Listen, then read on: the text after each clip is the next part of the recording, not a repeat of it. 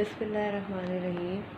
अस्सलाम वालेकुम my viewers, welcome to my YouTube channel learning maths. जैसे कि आप लोगों को पता चल गया होगा कि इस चैनल पर हम लोग मैथ से रिलेटेड टॉपिक के बारे में पढ़ेंगे। यानी ये वीडियो उन स्टूडेंट्स के लिए बहुत हेल्पफुल है जिन्हें मैथ के कॉन्सेप्ट को अंडरस्टैंड करने में बहुत सारे प्रॉब्लम्स हैं, ये जिनके मैथ के कॉन्सेप्ट क्लियर नहीं हैं। ठीक है, तो आज का हमारा टॉपिक है सेट से रिलेटेड हम लोग बेसिक चीज़ों के बारे में आज थोड़ा बहुत सीखेंगे।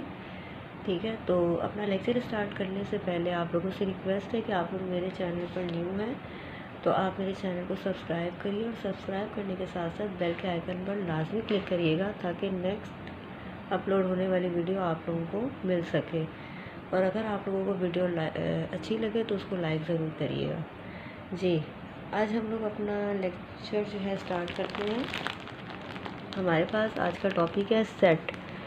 तो सेट के बारे में मैं आपको बता दूं कि एक मैथमेटिशियन थे जिनका नाम था जॉर्ज कैंटर। जॉर्ज कैंटर हमारे पास एक मैथमेटिशियन थे जिन्होंने 19वीं सेंचुरी में सेट का कॉन्सेप्ट जो है वो क्रिएट किया, सेट को इंट्रोड्यूस किया। ठीक है, अब हम थोड़ा सा देख लेते हैं कि सेट जो है हमारी डेली लाइफ में कहाँ कहाँ आ रहा है। सेट के बारे में हम अपनी डेली लाइफ में हम अक्सर बात कर रहे होते हैं ना, जैसे जस्ट लाइक डिनर सेट या फिर कलेक्शन ऑफ थिंग्स या फिर sofa set, T set, group of boys, team of players, bunches of keys, crowd of people. इस तरह की चीज़ें हम लोग अपनी डेली लाइफ में यूज़ कर रहे होते हैं। तो ये जो बहुत सारी चीज़ें जो होती हैं ना, इन्हें हम कहते हैं कलेक्शन। ठीक है, तो हमारे पास क्या है, set is a collection of well defined and distinct objects. ठीक है, यानी कलेक्शन बहुत सारी चीज़ों का मजमुआ। अब आगे हमारे पास है वेल डिफाइंड। वेल डिफाइंड का मतलब ये है कि हमारे पास सेट्स जो है वो कम्प्लीटली तौर पर वेल डिफाइंड होना चाहिए। जैसे फॉर एग्जांपल अगर मैं कहती हूँ favourite set of favourite dishes, तो ये एक कंप्लीट सेट तो ना हुआ ना, क्योंकि हर इंसान का व्यूज़ अलग होगा, हर किसी की पसंद अलग अलग होगी। हो सकता है मुझे जो डिश पसंद है वो किसी और को पसंद ना हो, तो इस लिहाज से ये जो होगा सेट हमारे पास वेल डिफाइंड नहीं होगा। ठीक है, जैसे मैं कहती हूँ, एक और एग्जांपल आपको देती हूँ, वो है सेट ऑफ ब्यूटीफुल बर्ड्स। हो सकता है जो बर्ड मुझे ब्यूटीफुल लग रहा हो वो आप लोगों को ना लग रहा हो। ठीक है, तो ये एक प्रॉपर वेल डिफाइंड सेट नहीं है इस तरीके से। ठीक है, तो वेल डिफाइंड का मतलब है कि आपका सेट जो है वो प्रॉपर वेल डिफाइंड होना चाहिए। सही। इसके अलावा हमारे पास क्या है, डिस्टिंक्ट। डिस्टिंक्ट का मतलब है अलग अलग, यानी कि हमारे पास जो सेट के एलिमेंट्स हैं वो सेम नहीं होने चाहिए। सेट के अंदर यूज़ होने वाले एलिमेंट्स एक जैसे नहीं होने चाहिए, सेम नहीं होने चाहिए, डिफरेंट होने चाहिए। ठीक है, तो ये था हमारे पास सेट की प्रॉपर डेफिनेशन। सेट को लिखने के कितने तरीके हैं हमारे पास। ठीक है, एक्सप्रेस ऑफ सेट्स, यानी सेट को लिखने के हमारे पास कितने तरीके हैं। नंबर 1 हमारे पास है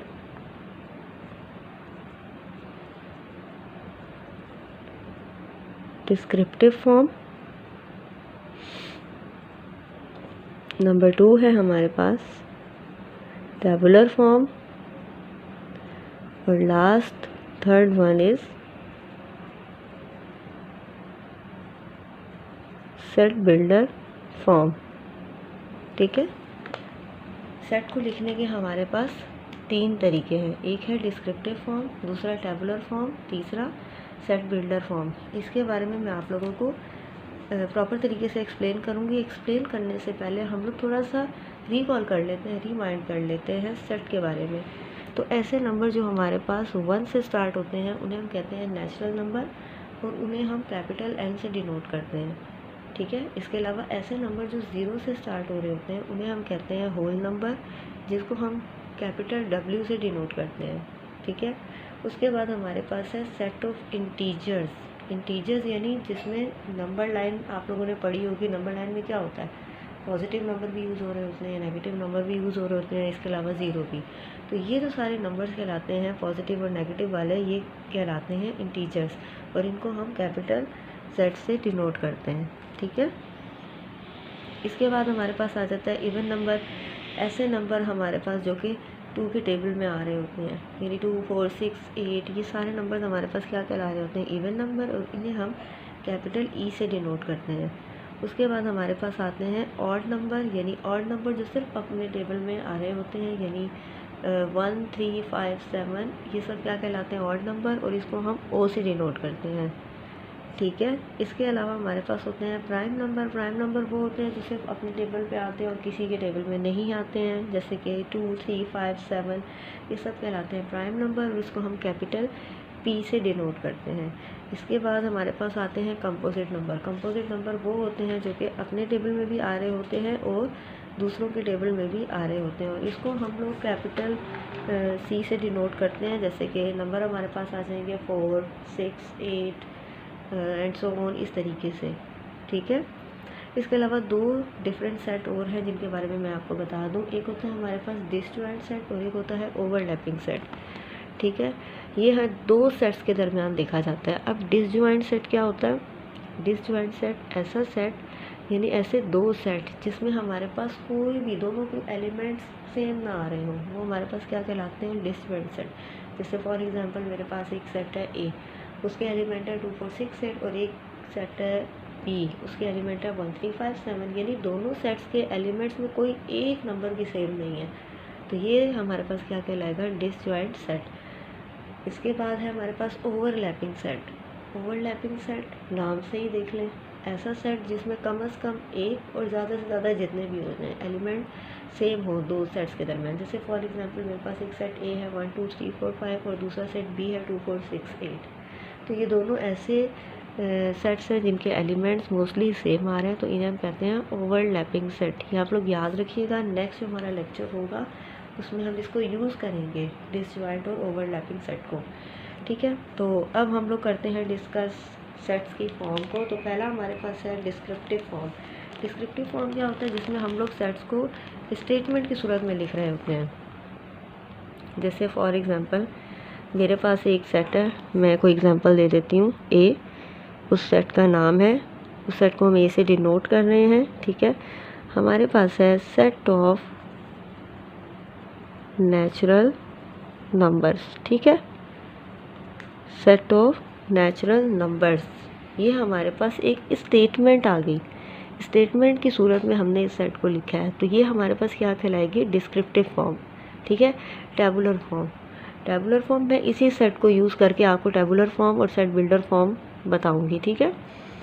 अब टेबुलर फॉर्म में हम लोग क्या करते हैं, टेबुलर फॉर्म में हम लोग डिजिट्स की सूरत में लिखते हैं सेट को, नंबर्स की सूरत में लिखते हैं। ठीक है। तो कैसे लिखेंगे हम लोग, ये हमारे पास है नेचुरल नंबर, हमें पता है नेचुरल नंबर कहाँ से स्टार्ट होते हैं, 1 से स्टार्ट होते हैं, तो ऐसे लिखेंगे।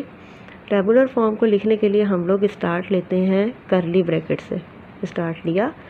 अब हमें पता है कि नेचुरल नंबर कहाँ से स्टार्ट होते हैं, 1 से स्टार्ट होते हैं, 1, 2, 3, 4। और याद रखिएगा टेबुलर फॉर्म जब भी हम बनाते हैं तो हर नंबर को हम सेपरेट करते हैं कोमे से। ये कोमा देखें, हर नंबर सेपरेट हो रहा है कोमा के ज़रिए। ठीक है। अब हमारे पास नेचुरल नंबर है, उन्होंने कोई एंडिंग नहीं बताई हमें कि नेचुरल नंबर कहाँ तक है, तो इट्स मीन कि ये इनफाइनाइट है, तो ये हमारे पास इनफाइनाइट के लिए मैंने डॉट लगाया और ये ब्रैकेट क्लोज, ये ओपनिंग ब्रैकेट और ये क्लोजिंग ब्रैकेट, इस तरीके से हम लोग लिखते हैं टेबुलर फॉर्म को। ठीक है। अब हमारे पास है set builder form. Set builder form को हम कैसे लिखेंगे, सेट बिल्डर फॉर्म को भी हम कर्ली ब्रैकेट से स्टार्ट करते हैं। कैसे लिखेंगे, x such that x element है या बिलोंग करता है, कौन से नंबर हैं, ये नेचुरल नंबर है, और मैंने आपको बताया था कि नेचुरल नंबर को हम कैपिटल एन से डिनोट करते हैं। ठीक है। और इस तरीके से हम लोग इसको क्लोज कर देंगे। ये तरीका है सेट बिल्डर फॉर्म लिखने का।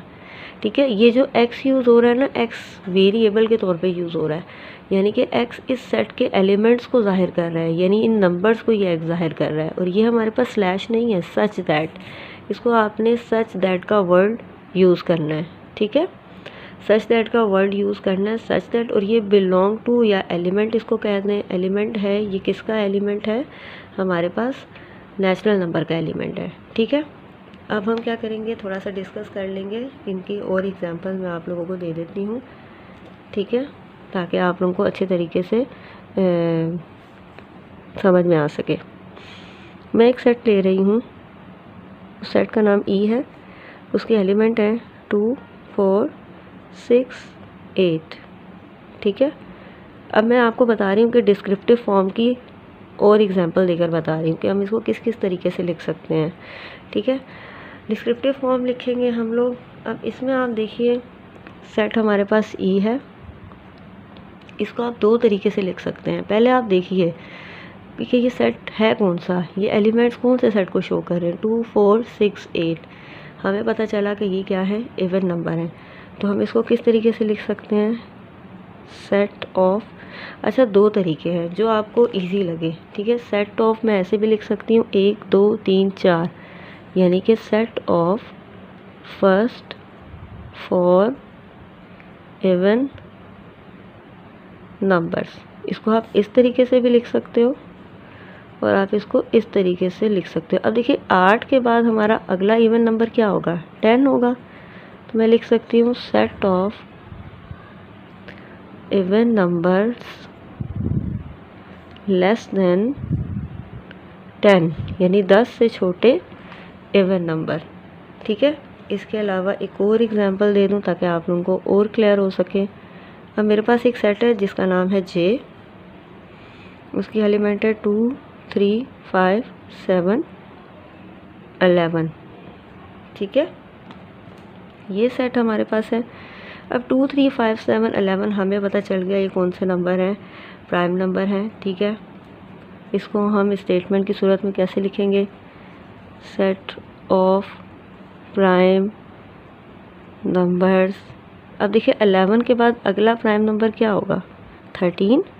तो मैं लिख सकती हूँ लेस देन 13। आप चाहें तो इसको ऐसे भी लिख सकते हैं, set of first 5 prime numbers, ऐसे भी लिख सकते हैं। ठीक है, तो ये जो दो एग्जांपल्स थी ये हमारे पास थी डिस्क्रिप्टिव फॉर्म की। अब जो दो एग्जांपल मैं आप लोगों को दे रही हूँ वो हमारे पास हैं टैबुलर फॉर्म। टैबुलर फॉर्म की एग्जांपल्स हैं। ठीक है, जैसे कि फॉर एग्जांपल मैं ले लेती हूँ एक सेट जी, set of all factors of 15। इसको हमने टैबुलर फॉर्म बनाना है, फैक्टर्स की बात हो रही है। अब फैक्टर्स मीन यानी कि 15 जो है वो किस किस टेबल में आता है। ठीक है, तो क्या होंगे टैबुलर फॉर्म में, मैंने आपको बताया था स्टार्ट हम कर्ली ब्रैकेट से लेते हैं और डिजिट की सूरत में लिखेंगे और उनको सेपरेट कोमा के थ्रू करेंगे। तो हमारे पास 15 जो है वो 1 के टेबल में आएगा, 3 के टेबल में आता है, 5 के टेबल में आता है और अपने खुद के टेबल में आता है, बस इसके अलावा नहीं। ये हमारे पास थी टैबुलर फॉर्म। हम लोग एक और एग्जांपल ले लेते हैं टैबुलर फॉर्म की।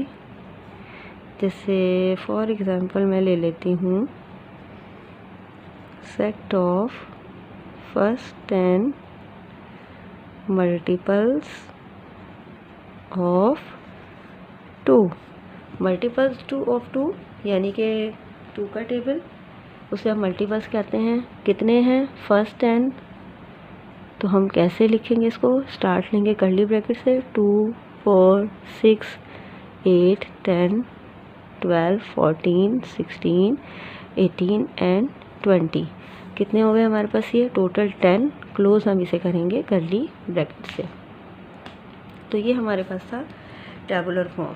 ठीक है, अब थर्ड वन आपको मैं बताने जा रही हूँ सेट बिल्डर फॉर्म, ताकि आपको अच्छे तरीके से सेट बिल्डर फॉर्म के बारे में भी क्लियर हो सके। सेट बिल्डर फॉर्म के लिए मैं एक एग्जांपल यूज़ कर रही हूँ। हमारे पास फॉर एग्जांपल एक सेट है ए, जिसमें हमारे पास एलिमेंट है 1, 2, 3, कहाँ तक हैं, 10 तक हैं। ठीक है, अब सेट बिल्डर फॉर्म में हम लोग दो तरह से मैं आप लोगों को बताऊंगी कि आप लोग किस तरीके से इसको लिख सकते हो।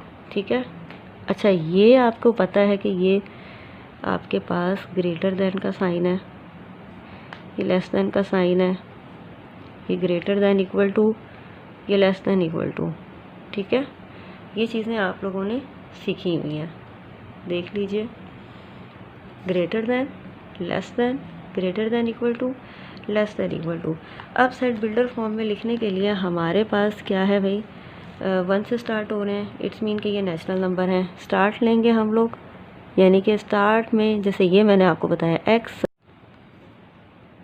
सेट बिल्डर फॉर्म को हम किस तरीके से लिखेंगे, उसी तरीके से स्टार्ट लेंगे। स्टार्ट आपने हमेशा ऐसे ही लेना है, x such that x belong to N, यानी कि ये नेचुरल नंबर है, 1 से स्टार्ट हो रहे हैं, एंड ये एंड का सिंबल है, ठीक है।